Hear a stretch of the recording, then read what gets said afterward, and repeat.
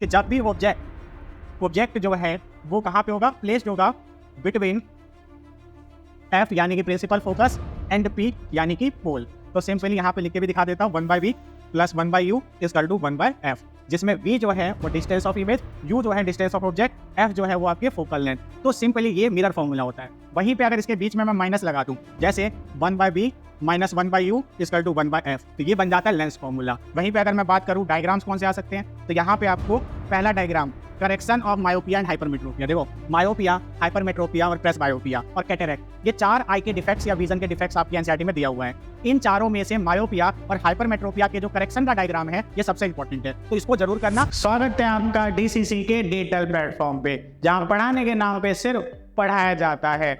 आज की इस वीडियो में हम 10th साइंस फिजिक्स का चैप्टर 9 एंड 10 जो कि होने वाला है लाइट रिफ्लेक्शन एंड रिफ्रैक्शन और साथ में human I and colourful world को कवर करेंगे। अब आप सोच रहे होंगे वीडियो आपके लिए कैसे इंपॉर्टेंट है, तो लास्ट मोमेंट पे जब आप रिवीजन करते हैं तो आप चाहते हैं कि कुछ मोस्ट इंपॉर्टेंट टॉपिक्स और क्वेश्चन कवर किए जाएं। इस वीडियो में आपको ऐसे ही टॉपिक्स और क्वेश्चंस देखने को मिलेंगे जिसके एग्जाम में आने की प्रोबेबिलिटी बहुत ज़्यादा है। वहीं पे आपकी जानकारी के लिए बता दें कि केमिस्ट्री और बायो के मोस्ट इंपॉर्टेंट टॉपिक्स और क्वेश्चंस की वीडियो आ चुकी है, जिसके प्लेलिस्ट का लिंक आपको डिस्क्रिप्शन में मिल जाएगा। पहले जाके उसे चेकआउट कीजिए, फिर यहाँ पे कंटिन्यू कीजिए।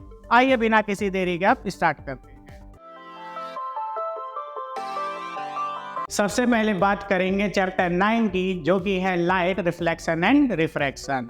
तो अगर मैं पहले सेक्शन की बात करूं तो हम जो है आपके लिए लाए हैं डिफाइन।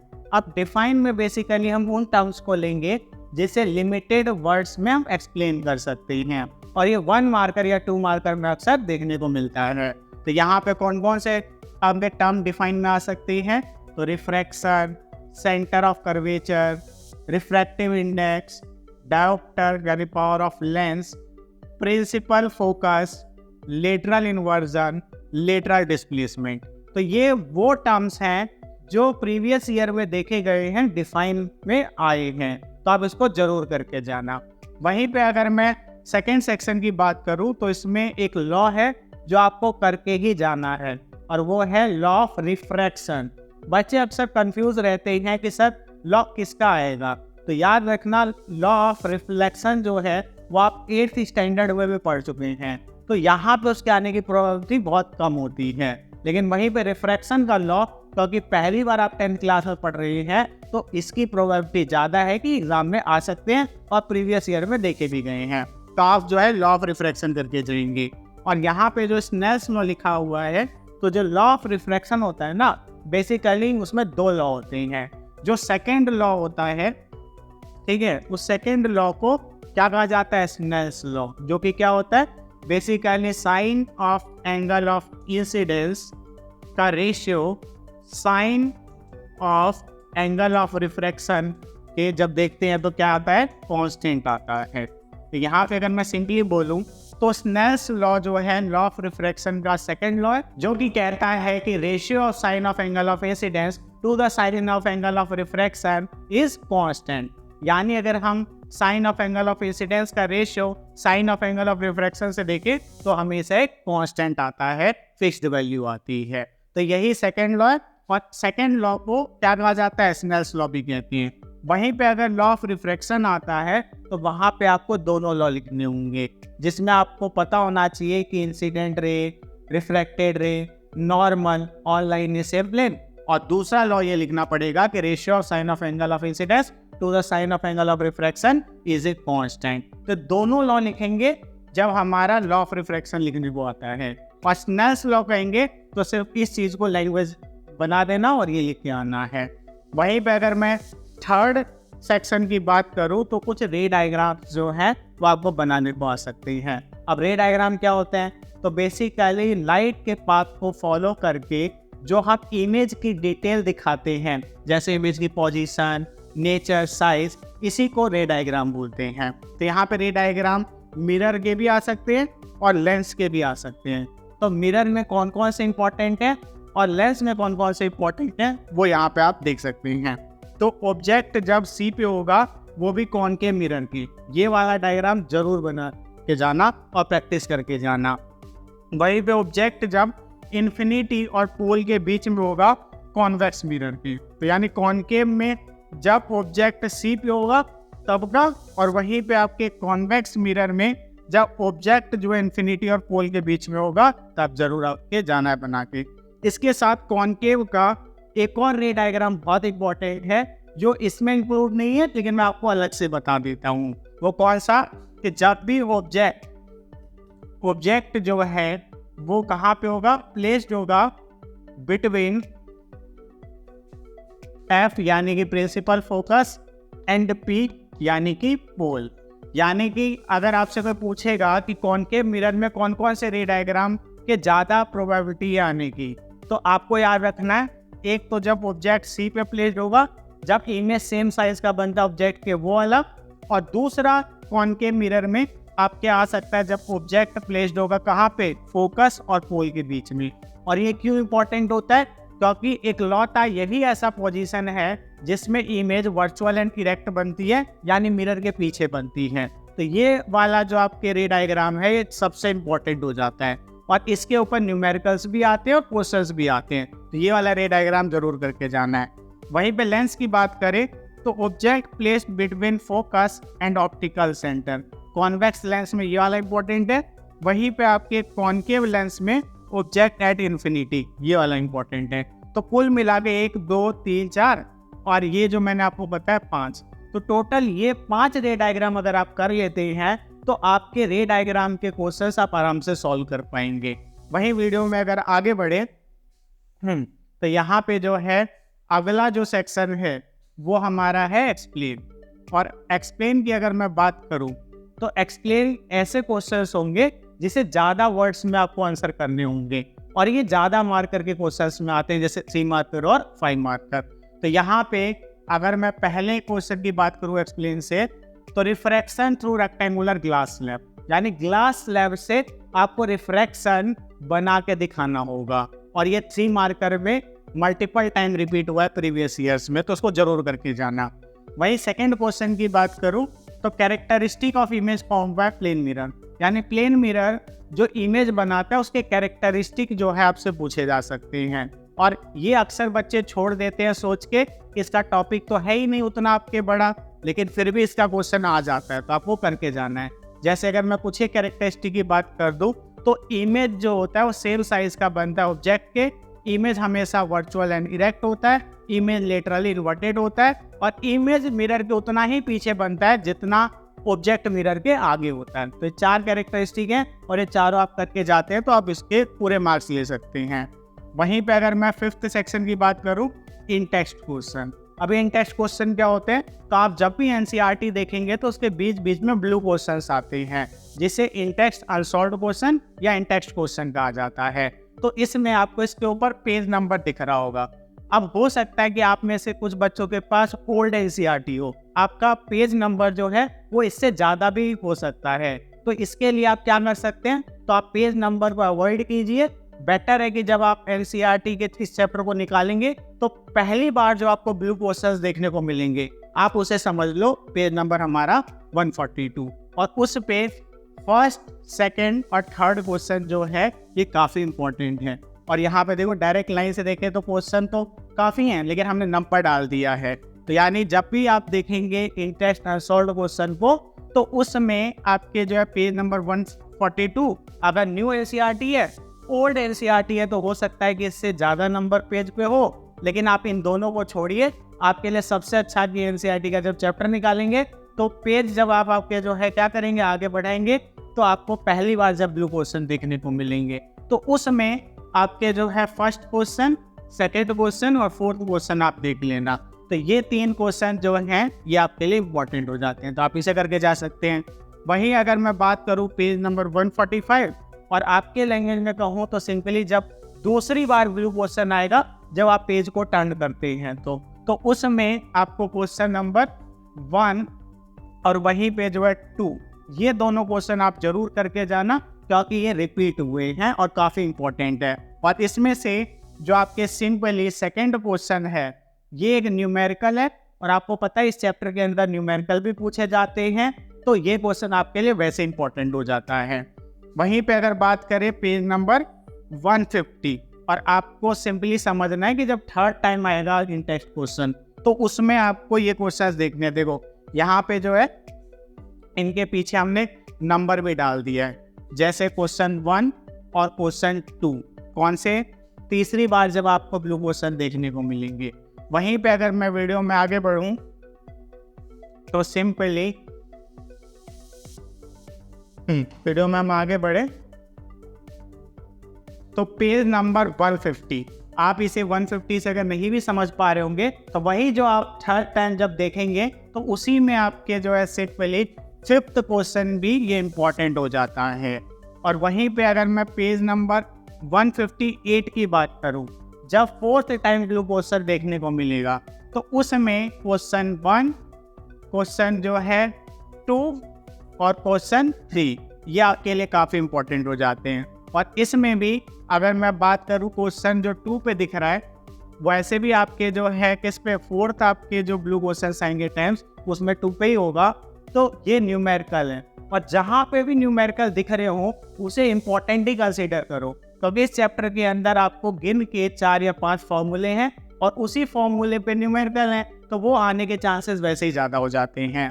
ठीक, वहीं पे अगर मैं बात करूं एक्सरसाइज की कौन से क्वेश्चन इंपॉर्टेंट है, तो आप में से बहुत सारे ऐसे बच्चे होते हैं जो ये सैंपल पेपर वो सैंपल पेपर करते हैं, लेकिन वो नॉर्मल एनसीईआरटी को इग्नोर मार देते हैं और उसके एक्सरसाइज के क्वेश्चन को इग्नोर मार देते हैं।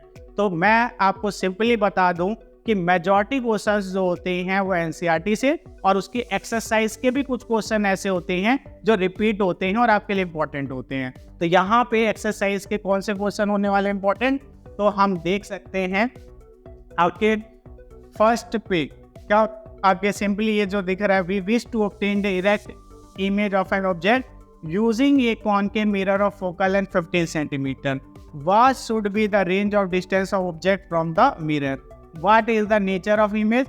Is the image larger or smaller than the object? Draw a ray diagram to show the image formation in this case. तो बेसिकली इसमें आपको 2 ही फॉर्मूले पे क्वेश्चन देखने को मिलेंगे, या तो मिरर फार्मूला। मिरर फार्मूला क्या होता है, तो सिंपली यहाँ पे लिख के भी दिखा देता हूँ, 1/v plus 1/u equal to 1/f, जिसमें v जो है वो डिस्टेंस ऑफ इमेज, u जो है डिस्टेंस ऑफ ऑब्जेक्ट, f जो है वो आपके फोकल लेंथ। तो सिंपली ये मिरर फॉर्मूला होता है। वहीं पे अगर इसके बीच में मैं माइनस लगा दूं, जैसे 1/b minus 1/u equal to 1/f, तो ये बन जाता है लेंस फॉर्मूला। तो मिरर फॉर्मूला या लेंस फॉर्मूला इन्हीं दोनों पे क्वेश्चन आएंगे या मैग्निफिकेशन पे आएंगे। तो अगर मिरर के लिए मैग्निफिकेशन की बात करूं तो m जो होता है वो सिंपली hi/ho, और ये सेम फॉर्मूला किसके लिए, लेंस के लिए भी हो जाता है। लेंस में भी मैग्निफिकेशन निकालने जाएंगे तो hi/ho होगा, यानी रेशियो होगा height of image to the height of object. तो ये जो आपको सिंपली 1 2 3 ये फॉर्मूला दिख रहा है, इन्हीं पे आपको न्यूमेरिकल करने को आएगा। तो बेसिकली इन फॉर्मूले को अगर आपने कर लिया है तो इनके ऊपर न्यूमेरिकल आपको दिखेंगे एक्सरसाइज में, उनकी प्रैक्टिस करके जरूर जाना, क्योंकि काफ़ी इंपॉर्टेंट होते हैं और एज इट इज़ आ जाते हैं। तो यहाँ पे अगर मैं बात करूँ, ये जो फर्स्ट पे हम लाए एक्सरसाइज का आपके कौन से नंबर का क्वेश्चन है, 7। वहीं पे अगर मैं बात करूँ सेकेंड पे जो है ये आपके एक्सरसाइज का कौन सा क्वेश्चन है, 8, तो आप इसे भी करके जाएंगे। वहीं अगर मैं एक्सरसाइज में आगे बढ़ूँ तो यहाँ पे आप सिंपली देख सकते हैं हमारे एक्सरसाइज का कौन सा, सिंपली यहाँ देखो 9th क्वेश्चन, ये भी आपके जो हमारे लिए इम्पोर्टेंट है। ठीक, और ये एक्टिविटी है जो आपके केस स्टडी में क्वेश्चन के फॉर्म में दिख सकता है आपको, तो इसीलिए इसे भी करके जाना है। वहीं पर अगर एनसीईआरटी के नेक्स्ट क्वेश्चन की बात करूँ तो 11, ये भी आपके लिए इम्पोर्टेंट हो जाता है और एक न्यूमेरिकल है, तो करके जरूर जाना है। 12 भी इम्पोर्टेंट है, ये भी आपके क्या है, एक न्यूमेरिकल है। और वहीं पे अगर क्वेश्चन 14 देखोगे तो ये भी इम्पोर्टेंट है, न्यूमेरिकल है, और इसी के साथ जो है 15 और 17 भी आपके लिए इम्पोर्टेंट हो जाता है। तो आप सिंपली एक्सरसाइज के ये जो भी नंबर हमने क्वेश्चन नंबर बताए हैं, इसको जरूर आप जो है एक बार प्रैक्टिस करके जाना। न्यूमेरिकल है, प्रैक्टिस से आप अच्छा कर पाएंगे। और अगर वैल्यूज चेंज भी कर देते हैं तो ये आपके काफ़ी काम आएगा ये पता करने में कि इन फॉर्मूलों से यानी लेंस फॉर्मूला और मिरर फॉर्मूला और इनके मैग्निफिकेशन से कैसे क्वेश्चन आ सकते हैं। वहीं अगर हम अपने नेक्स्ट चैप्टर की तरफ जाएं तो नेक्स्ट चैप्टर जो है human I and colourful world, जो आपके एनसीईआरटी के कौन से नंबर का चैप्टर है, चैप्टर 10। अब आप में से कुछ बच्चे बोलेंगे सर हमारे में तो 11th पे है, तो आपकी एनसीईआरटी ओल्ड होगी। न्यू एनसीईआरटी में चैप्टर 10 है, क्योंकि एक चैप्टर हुआ करता था पीरियोडिक क्लासिफिकेशन करके, वो डिलीट हो गया है, तो एक चैप्टर कम हो गए हैं। कहाँ से? 5th चैप्टर से। तो जो आपके 6th नंबर पे चैप्टर होता था 5th पे आ गया है, और ऐसे एक चैप्टर पीछे हो गए हैं। तो यहाँ पे अगर पहले सेक्शन की बात करें तो इसमें क्या इंपॉर्टेंट है, तो basically dispersion, Tyndall effect, relics law, myopia, atmospheric refraction, total internal reflection, power of accommodation, hypermetropia. तो ये कुछ ऐसे टर्म्स है जो डेफिनेशन के फॉर्म में आ सकते हैं या डिफाइन करने को आ सकते हैं, तो इनको जरूर करके जाना है। वहीं सेकंड सेक्शन की बात करें तो एक्सप्लेन, और एक्सप्लेन का मतलब क्या होता है, तो कुछ ज़्यादा वर्ड्स में यानी लॉन्ग आंसर टाइप क्वेश्चंस होते हैं जो ज़्यादा मार्कर में आते हैं। तो यहाँ पे अगर मैं बात करूँ कौन कौन से ऐसे आपके क्वेश्चंस हैं जो एक्सप्लेन करने को आ सकते हैं, rainbow formation, twinkling of star, refraction through a glass prism. तो ये 3 ऐसे आपके क्या हैं, टर्म्स हैं, या कह सकते हैं ऐसे टॉपिक्स हैं जो एक्सप्लेन करने को आ सकती हैं, तो इनको जरूर करके जाना। और 3 मार्कर या 5 मार्कर में ही देखने को मिलेगा, तो एकदम से आपकी जो है क्या इन पार्टिकुलर आपके टॉपिक्स की वेटेज बहुत ज़्यादा हो जाती है, तो इसलिए ये आपके लिए इम्पोर्टेंट है।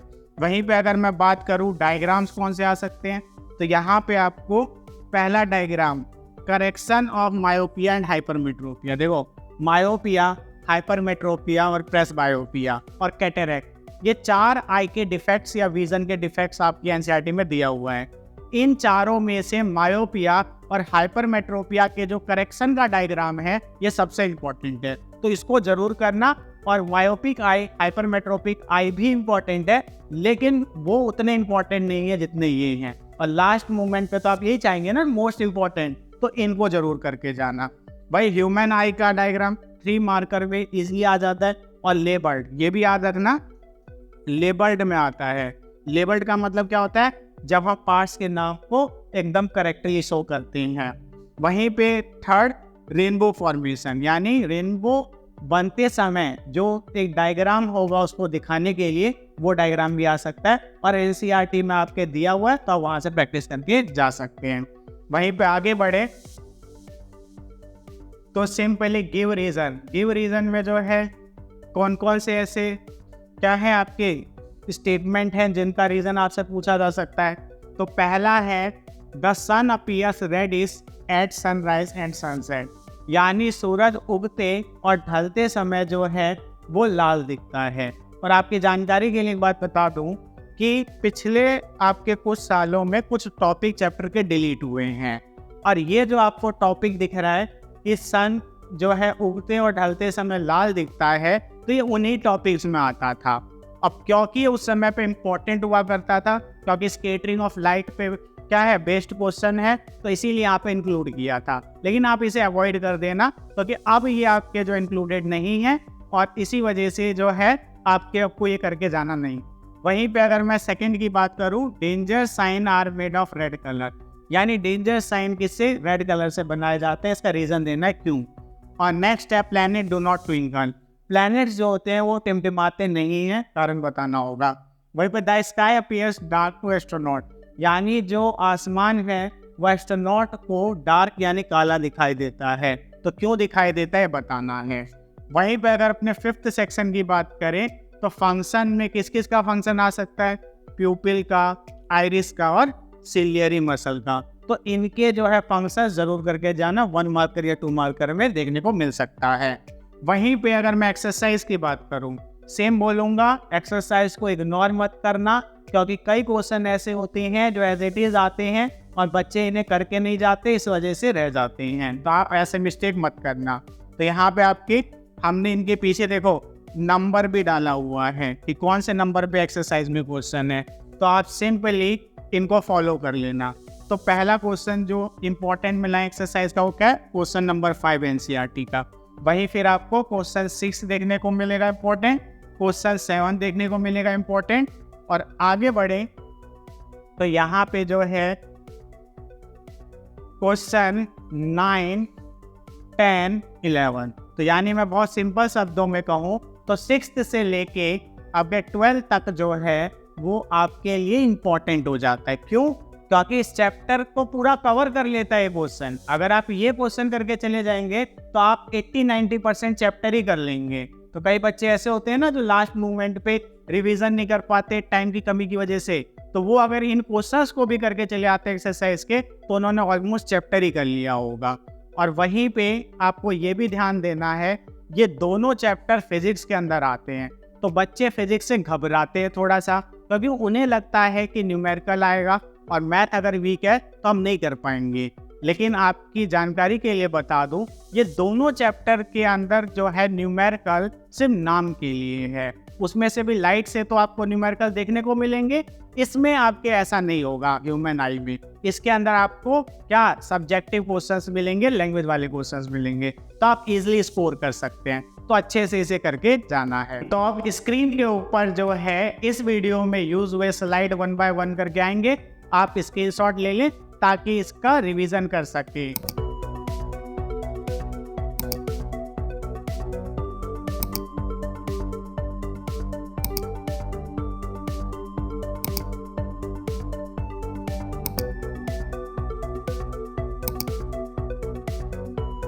यदि ये वीडियो अच्छी लगी हो तो इसे ज़्यादा से ज़्यादा शेयर कीजिए और ऐसी और वीडियो के लिए चैनल को सब्सक्राइब करके बेल आइकन कॉल पे सेट कर दीजिए। मिलते हैं नेक्स्ट वीडियो में, तब तक के लिए बाय।